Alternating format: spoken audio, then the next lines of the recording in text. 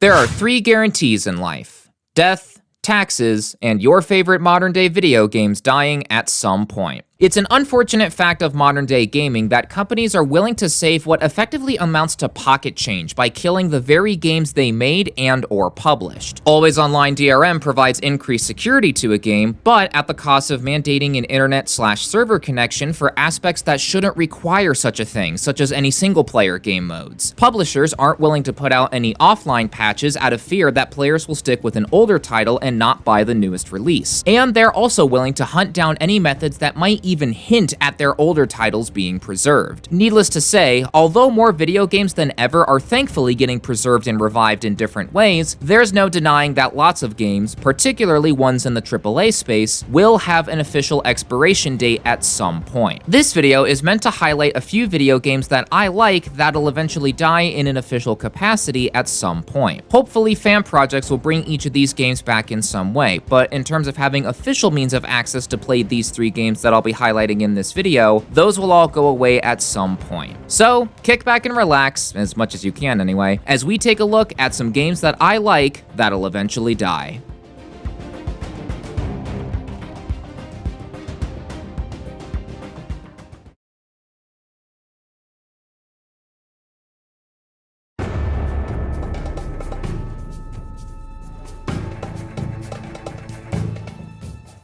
The Star Wars Battlefront franchise is one that is not only massively popular, but also very important. Back when the original Battlefronts released, those games were filling a specific void that had been present in Star Wars video games. Said void was the experience of being a standard frontline soldier in the grandiose fight for the galaxy. 2004's Battlefront gave players the first taste of that experience, with 2005's Battlefront 2 refining and adding onto what the previous game had. Battlefront 3 was to expand upon all of this even further, but that game was unfortunately cancelled. While builds of the game are out there if you're able to hunt them down, in terms of an official release, that's never going to happen for this game. While side entries in the Battlefront franchise popped up every now and then with games like Renegade and Elite Squadron, it wouldn't be until 2015 that we would get a new mainline Battlefront release with Star Wars Battlefront. The 2015 one, not... Okay, look, can companies stop with this whole naming your game the same as a previous one thing? It's really becoming a pet peeve of mine. Anyway, Battlefront 2015 was an underwhelming reboot that looked and played great, but didn't have a lot in the way of content and depth until all of the Season Pass content was released. EA and DICE promised to improve where the original Battlefront reboot lacked in 2017's Battlefront 2, a single-player campaign, increased progression, the return of the class system, space battles at launch, the whole 9 yards. EA and DICE had this in the bag. This was an easy money printing machine for them. All that EA as a publisher had to do was not get too greedy with their demands as to what needed to be included in the game, and it would be smooth sailing for them, DICE, and the game as a whole. We all know where this is going, right? There's nothing here that makes you feel special. It's literally garbage! It's trash! Every pool is trash! What happened with Battlefront 2 was very simple. EA got greedy. They've always been greedy, but this time they took it a step too far and the world noticed. EA stocks took a big nosedive during Battlefront 2's launch day and in the days that followed. Star Wars Battlefront 2 EA 2017 Super Supreme Deluxe Edition represents gaming at its most volatile and controversial. Well, first, we don't call them loot boxes. I think that was... Whatever term you wish to apply to them, do you consider them ethical? So what we look at as surprise mechanics. The release of Battlefront 2 2017 will be a moment remembered in video game history forever. This moment fundamentally changed how loot boxes were viewed in not just the eyes of those who played video games, but also the general public. While loot boxes already had a negative reputation in the video game landscape before this moment, the loot box controversy in this game was the straw that broke the camel's back. For anyone who wasn't around for this controversy, Battlefront 2 2017 allows you to equip 3 perks essentially for each of the classes and vehicles in the game through the star card system. These star cards contain various buffs: increased explosion radius for grenades, faster cooldowns for weapons, increased overall health, faster cooldowns for abilities, etc. Each of the cards come in 4 different rarities. The higher the rarity, the better that card is. The problem was, earning these loot boxes through normal gameplay was effectively impossible with how long you had to grind to get one. Conveniently, you could also buy these loot boxes with real-world money. The more you paid, the better the chance you had at getting better star cards, allowing you to have a serious advantage over other players who didn't pay up. EA had pushed the envelope too far, and they paid the price for it, falling short of sales targets, being publicly shamed, and having the humiliation of being the company responsible for the downfall of what was the main monetization method for a lot of studios and their games at the time. To this day, I smile at the thought of other AAA publishers all giving their own death glares at EA while saying, "You f***ed this up for all of us." While loot boxes haven't gone away entirely, as they can be seen in lots of mobile games still, for instance, they are no longer the primary monetization method for most AAA games. Now that we got the elephant in the room addressed, let's focus back on the game itself. After the loot box fiasco, the game got a massive overhaul to its progression. While the star cards couldn't be removed entirely due to how integral they were to the game, they could still be modified. Instead of buying loot boxes to get better star cards, players now rank up classes and vehicles through gameplay, which earns them skill points. These skill points can then be spent on unlocking and upgrading the star cards. Although you will still get stomped if you take a weaker set of star cards into PvP, Battlefront 2 2017 has a co-op PvE mode where you and up to 3 other players face off against bots. You earn full XP in this mode, meaning you can improve your arsenal without the fear of getting demolished in the process. Also, the game has double and even triple XP days regularly, meaning that you'll be able to quickly burn through the ranks and upgrades for the star cards fast. Or if you're like me, grinding each of the classes and vehicles to the max rank whenever the mood is there, these double and triple XP days can really help with that too. In fact, co-op is the main mode that I play to this day. It's nice to be able to truly relax and play casually while either ranking up some classes and vehicles I don't play as much, or continuing the grind to the max rank for classes and vehicles I do regularly play as. The one area that I do wish there was some PvE content for is for the starfighters. I mean, PvE modes do exist for those, just not with full XP. Starfighters are gonna be a bit of a slaughterfest to rank up initially since there's no PvE modes with full XP for them. But when you are ready to dive into the PvP modes, Battlefront 2 2017 is still super fun to this day. In particular, the Supremacy mode. You pick an era, fight over command posts, and then depending on which era you selected, you fight on board a capital ship as both sides aim to take out the other's big behemoth. Be warned though, if you pick an era with a capital ship phase, those matches in particular can go on for a long while. Thankfully, I never came across this during my recording session of the Supremacy gameplay that you're seeing here, but if one side fails to destroy the other's ship in the shipboarding phase, you start at square one with the command posts again. All of a sudden, the memes about Battlefront 2 2017 Supremacy matches taking a long time makes complete sense now. Minor spelling mistake.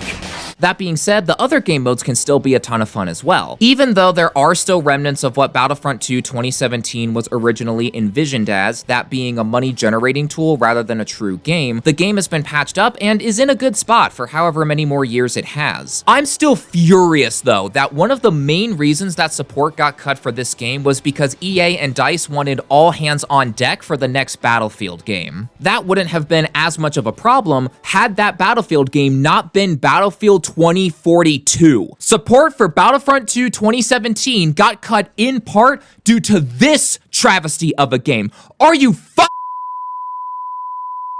Oh, yeah, Battlefront 2 2017 also has a campaign, but it's honestly kinda purely from the fact that the game advertised it as you playing as a Spec Ops team in the Empire, but then halfway through the game you do the whole defecting to the Rebels trope that's been done to death, completely betraying the marketing of the campaign. TLDR, or TLDW in this case, if you're gonna play Battlefront 2 2017, please play it for the multiplayer. Speaking of that multiplayer, although we should still have a few more years with this game, given it'll only be turning 7 years old in October October this year, only in comparison to how long other games under EA have been alive and kicking for, sooner or later, the servers will shut down. We should still be able to play this game to a certain extent with the offline modes it has, but in terms of the online modes, those will all go away at some point. I have no doubt that revival projects are either already underway or will be underway soon, and hell, people may have already figured out what to do. So, in terms of preservation, I'm sure that Battlefront 2 2017 is covered, but it will suck to see the official death of this game either way.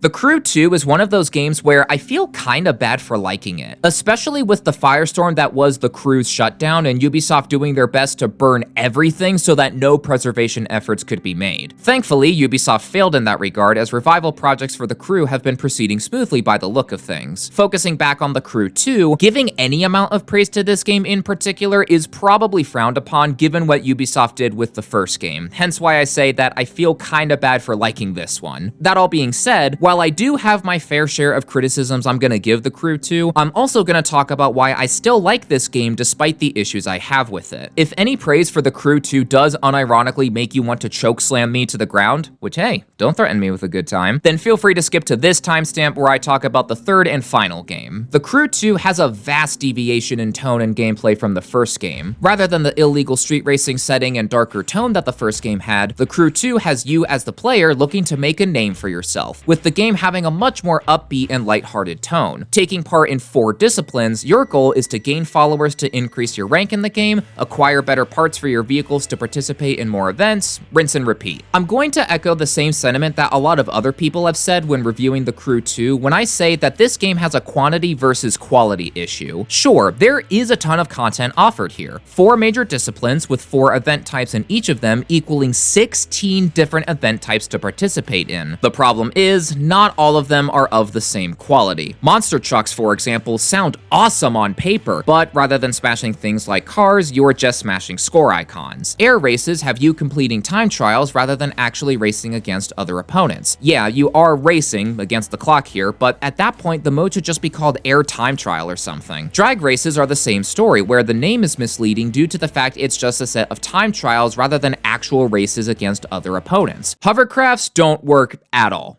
They just don't. There's only a few disciplines in the game that I actually find myself regularly playing, specifically Street Race and Hypercar from the Street Racing discipline, Rallycross from the Off-Road discipline, along with Touring Car and Alpha Grand Prix from the Pro discipline. 5 out of the total 16 different event types are ones that I regularly play, meaning I'm not interacting with the other 11 event types as much or at all. And yet, in those 5 event types that I do regularly find myself playing, I can still have a lot of fun. Tons of different events can be found in just these 5 event types alone, which in combination with replaying these events on the harder difficulties for completion can provide you with a lot of things to do. Combine this with a solid driving gameplay loop where the physics of the cars and the roads you drive on match very well, and you've got yourself a well-playing game here. On the note of the vehicles themselves, the customization can be split into 2 parts, performance and visual. Performance upgrades are handled by winning events which give you loot. Loot comes in 4 different rarities: green, blue, purple, and gold, which determines how many perks come with that specific part. Green has none, blue has 1, purple has 2, and gold has 3. These perks in question offer small bonuses, such as a small percentage increase to the cash you win at the end of each race, giving you better odds of acquiring higher rarities of loot at the end of an event, more powerful boost, etc. Each part also comes with a number that determines your vehicle's overall performance level, which determines the events you'll be able to do. You can, of course, enter an event with a vehicle below the performance point recommendation, but you'll obviously have a harder time winning it. The visual customization in this game is really good, allowing you to change various parts of your vehicle, along with allowing you to make your own livery or import other people's liveries. I will always love and appreciate when a game has this quality of life feature of allowing you to import designs that other people have made. Sometimes we don't have the time or energy to make a design of our own, and if we can import other people's designs,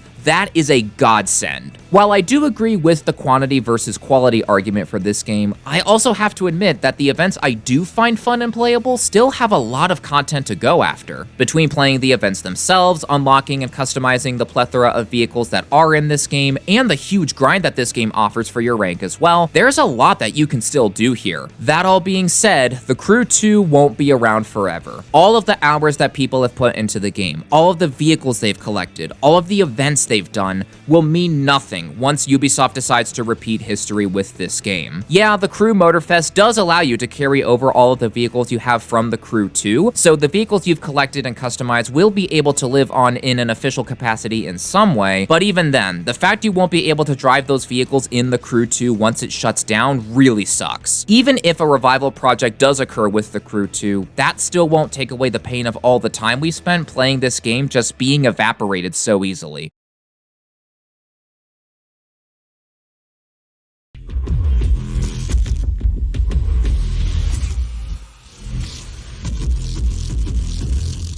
I've said it once before, and I'll say it again. Battlefield 4 is my personal favorite Battlefield title, the perfect mix of infantry and vehicles in some of the best combined arms warfare that this franchise has offered. I don't think we truly realized how good we had it back in 2013, or more accurately 2014 when the game was patched to be more stable and functional, especially with where the series is at now. Battlefield 4 was able to properly balance map size with its player count. Battlefield 4 stayed true to the core identity of the series instead of betraying it to chase trends. Battlefield 4's combined arms warfare ensures that certain vehicles aren't overpowered, even when it feels like some vehicles are. Cases like those most of the time come down to people coordinating with one another. Battlefield 4 is, in my eyes, the peak of the series. It's important to note, though, that Battlefield 4 didn't start off on the best foot, as its launch was one of the most disastrous video game releases ever. Anyone else here remember when the game was given the not-so-flattering nickname of Broken Field 4? Thankfully, once the game was in better shape, it was able to make waves and cement itself as a Battlefield game that could stand the test of time. I mentioned this in my Battlefield 4 10-year anniversary video, but I'll mention it here again. When Battlefield Hardline released, the cops versus robbers setting wasn't a lot of people's cup of tea, so they returned to Battlefield 4 and realized just how well this game could stand the test of time. When Battlefield 1 released, although I personally loved the gameplay and the World War I setting, some people didn't care for the gameplay, the setting, or both.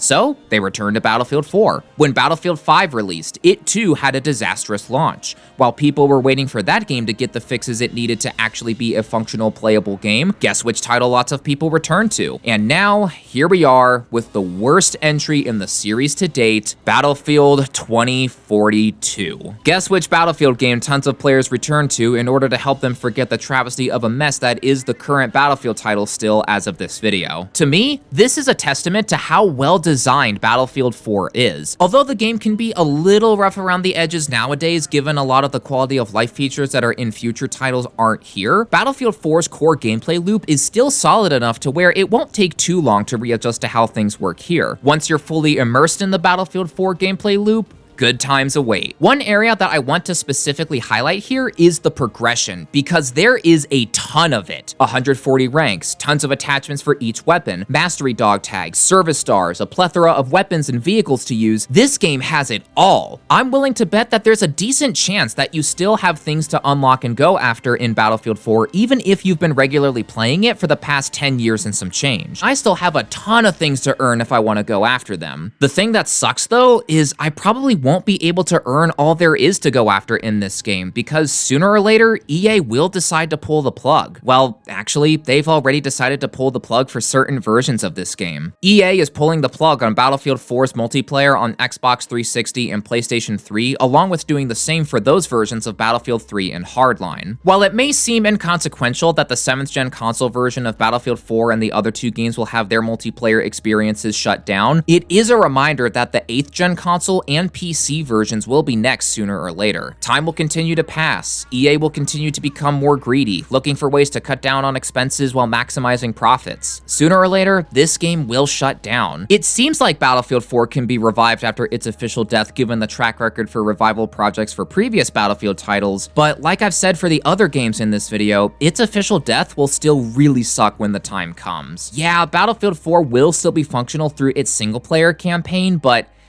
God, does anyone really want to play the campaign? Battlefield 4's campaign is so forgettably bland, boring, and bad that it might as well not even exist. Unless you're someone who does unironically like Battlefield 4's campaign, which, hey, all the more power to you if that is indeed you, then Battlefield 4 will be officially dead across the board soon. And the scary thing is, given that this game is a little over 10 years old now, the demise of this game might come sooner than we expect. It sucks that video games dying because of corporate greed has become more or less normalized. The outrage whenever a video game shutdown occurs is still there, but to me at least, video game shutdowns don't come as much of a surprise anymore. Efforts are still being made to this day to prevent such shutdowns from happening in the future though. In particular, the Stop Killing Games movement is still going strong. For anyone unaware, the Stop Killing Games movement, led by Accursed Farms, is petitioning various governments around the world in an effort to stop publishers from being able to entirely kill off video games. A link will be in the description that takes you to the Stop Killing Games website that lets you know the best ways you can help depending on where you live in the world. In the meantime, while those efforts continue, the best that we can do is to continue playing and preserving these games. It's a shame that most AAA publishers see these things as disposable money-generating products rather than works of art that need to be nurtured and loved well after its initial launch. I know that might ruffle some feathers since some people think calling video games art is a bit of a reach, but I stand by that statement. It really says something that we as players are the ones taking the steps necessary to preserve these games rather than the companies who made and published them to begin with. If anything, these companies are doing the exact opposite by shutting down fan games, revival projects, and other things of the like. All so that people can ignore the greatness of the past so that they can just focus on buying the next supposedly best thing. Hopefully this era of video games being killed off comes to an end soon. In the meantime though, let's make sure to take the time to cherish and play the games that we do love and take steps to ensure they're preserved when the time comes.